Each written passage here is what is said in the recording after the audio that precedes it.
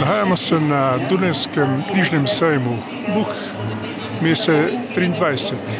Tukaj vidite prizorišče, kjer v bistvu spremljajo predstavitev eno od knjig enega od avtorjev in seveda množico poslušalcev in sodelujočih na tem sejmu.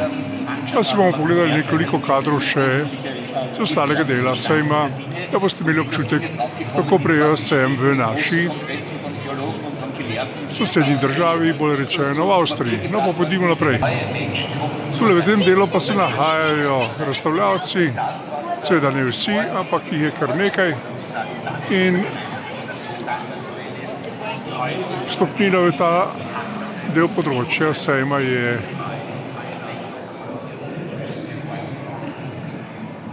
kar draga, saj je treba za vstopnico šteti 20 evrov. No, mi bomo pogledali še eno stvar, ki je lahko zelo zanimiva za naše bralce, in sicer je to založnik, ki izdaja tudi knjige slovenskih avtorjev. In eden od teh avtorjev, ki jo bomo tukaj zaznali, je ta avtor, in sicer govorimo o avtorju slovenskemu Dragu Jančarju. No, to je njegova knjiga, ki jo vidite tukaj, razstavljena na tem razstavnem prostoru.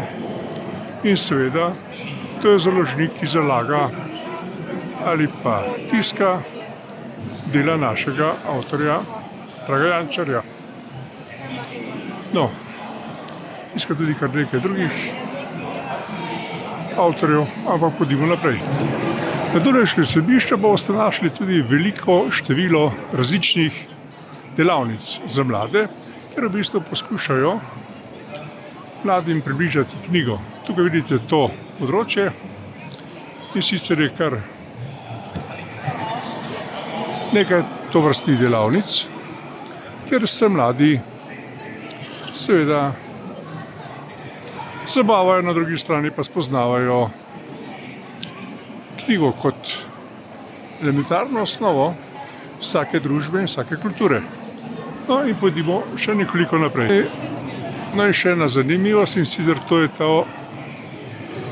tako imenovano selišče, igrišče, kakor komu paše, in kako si kdo to razlaga, zabavišče, kjer v bistvu se družijo mladi in s tem spoznavajo vrednost prej omenjene največje dodatne vrednosti našega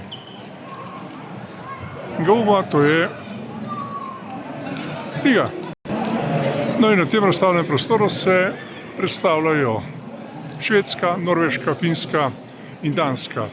Seveda, prostor razstavljen ni velik, ampak pomembno je, da so tukaj. Mi bomo seveda se poskušali poiskati še tudi slovensko prizorišče knjig, bolje rečeno predstavitev knjig.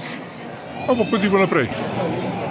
No, na Dunajskem knjižnem sejmu pa smo našli tudi, kot vidite, Savdsko Arabijo za svojo predstavitveno stojnico, in tukaj vidite res enkratni pogled na njihovo ponudbo knjig. Torej, tudi oni se zavedajo vrednosti knjige. Poskušali bomo najti tudi slovensko predstavitveno točko. Pa pojdimo naprej. In zanimivo, uspeli smo. To je slovenska literatura, kjer piše Slovenische Buchagentur. Kaj to pomeni v slovenščini, se boste sami prevedli. No, prevedli bomo mi. Gre za javno agencijo Republike Slovenije za knjigo, ki se toliko ne potrudi, da bi v bistvu, to je tole, toliko se ne potrudi, da bi v bistvu prevedli, da gre za slovensko agencijo knjige. Mlada dama tam nekaj surfa in zatem tukaj na Dunaju stoji skica Slovenska kulturna inštitucija za predstavitev naše dejavnosti v mestu Dunaj. zanimivo. Tudi tukaj imajo Jančarja in tudi vse ostale avtorje.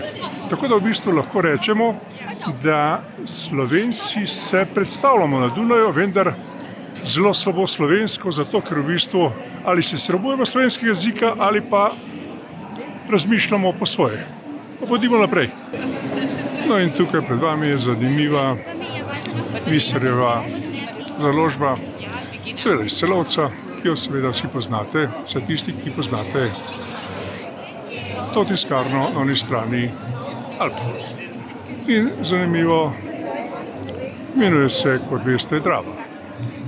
Tukaj razstavljajo različne knjige, ki so jih založili in seveda so tudi neke vrste promotorji slovenske založniške dejavnosti v Avstriji. No in zaključili bomo tam, kjer smo praktično začeli.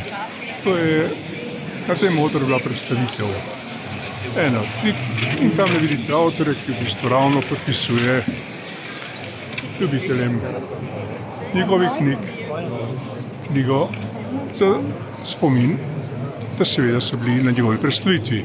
To je bil kratek utrinek iz dunajskega, kot oni pravijo, Buchmesse, mi pa bomo seveda pravimo Dunajski knjižni sen leta 2023.